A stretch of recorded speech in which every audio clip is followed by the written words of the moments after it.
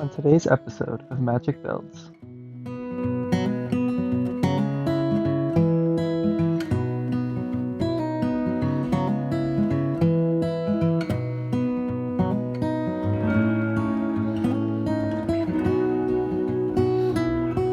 So we are going to have a pitched roof with the top over here and the bottom over here, so it'll be slanting like this. To make that happen, we have to build these walls that go on top of our current walls to build that pitch. Never done this before, like I've never done any of this before. It is a pretty complicated process to start, but then once you get going, it goes pretty smoothly.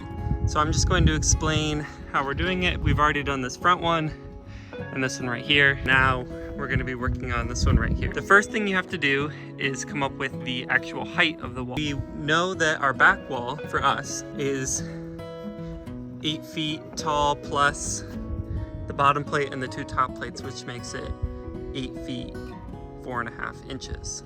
That is the height of our back wall.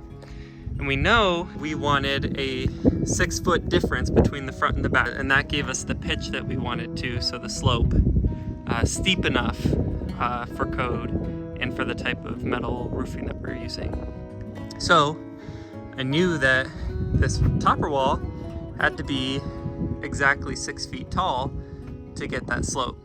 So we cut our boards to 6 feet minus 3 inches because we have the top plate up there. We attached our boards and then put the top plates on. And that's pretty much it. So right here, this middle topper wall, we had to do a little bit more math because this rafter is going to be coming across and that height isn't exactly determined. The way that I did that math was using that a squared plus b squared equals c squared, because I knew the distance from that wall to this wall, and I knew the angle is 10.62 degrees by, knowing that the top wall and the bottom wall height difference and the width of that. All of that super complicated, and what we wound up actually doing is just running a string line from the top of that wall to the top of this wall and measured from this current wall up to the string line and found the height that we needed. That was a lot simpler and it worked a lot better. The other thing to keep in mind that I did as a mistake, realized later and had to redo a bunch of stuff, is that measurement you get from your string line, you're gonna have to subtract 3 inches for your two top plates.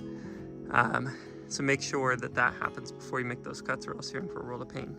So I'm just gonna show you quick how I attach these studs here and then how I attach the top plates. It's pretty straightforward, but I will video this next one so you can see, and then video the top plate as well.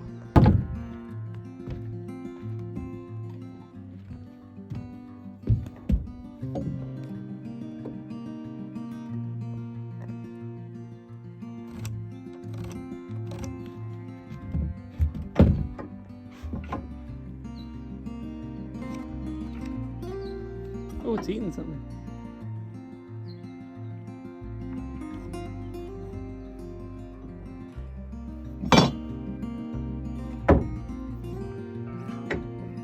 Oh. Hi. So, I'm going to line it up with the stud underneath here and just make sure that it's lined up. That way I don't have to make markings all the way again. I can just look here. Hold it steady.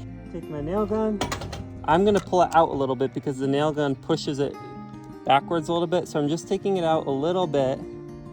Taking my nail gun. I got my first nail in. Once I have that nail in, I readjust a little bit. And it didn't push it in as much as I thought it was going to. So I'll nail it in a little bit more, nail in the rest of it.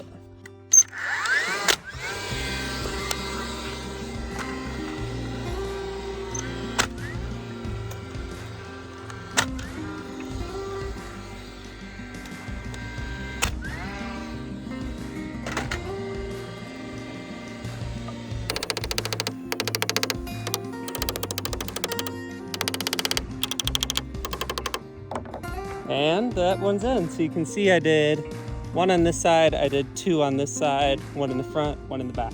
And that keeps it nice and sturdy. That's probably a little bit of overkill, but I'd say rather safe than sorry, just to make sure these top walls are secure, because they will be holding up the roof on top.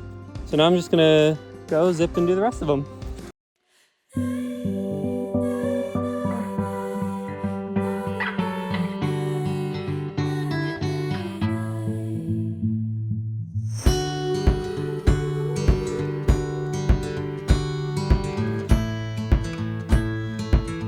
Okay, so all of the studs are in, and now I just brought this top plate up here, rested it on top, and it's a really simple process. I just line it up, make sure that it's square. I check the plumbness on these, adjust them, and just put 2 nails in the top.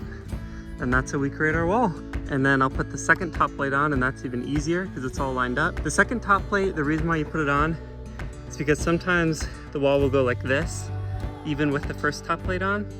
So you'll put the second top plate on and stagger them so that the joints are not right on top of each other, and that kind of pulls it straight. You'll just want to make sure your bottom and top plate are flush. And that's the process for building these topper walls. And just like that, the top wall is done. So the next step is going to be adding the rafters to the walls. So I think with that, we're officially done with the walls. I know I didn't record the walls as much as I wanted to. The main reason being we were behind schedule, and honestly, there are a billion YouTube videos on how to build walls, and they can all explain it a lot better than I can. We did fairly straightforward stuff. I'll put a link in the comments or description to one of my favorite videos on how to build walls that we used a lot. Hi everyone, we're back at the property, and we are officially starting on the framing of the roof. You can see here that we have completed all of the topper walls, 1, 2, 3, and installed this beam right here going over what is the bedroom. And the reason we did that is because the span, I'll zoom out, from this wall to that wall is just about 20 feet, just under 20 feet. And we are doing 2x8 rafters going across that will be 16 inches on center apart. And according to code, 2x8 spanning that distance, 16 inches center apart, cannot span that far. So we had to add a beam in between to space out that load. And you can see that over here, we put the beam right over a stud. I'm probably gonna double this stud up. And over here it didn't quite line up, so I'm going to add 2 studs underneath this beam. I don't think I really have to, but just in case, to give that beam some extra support. So what we're doing today is we are going to put the first beam up. And it's not as simple as just taking the beam and setting it on top and nailing it in. What we're gonna wanna do is create cutouts in the beam everywhere they're resting on the wall so that the rafter will slot into the walls. So what we're gonna do is take that beam, put it up and dry fit it, mark out where it hits the wall, and then create cutouts that are on a diagonal so that it can slide right into the beam. So we'll show you how we get that done, and after that it's just rinse and repeat.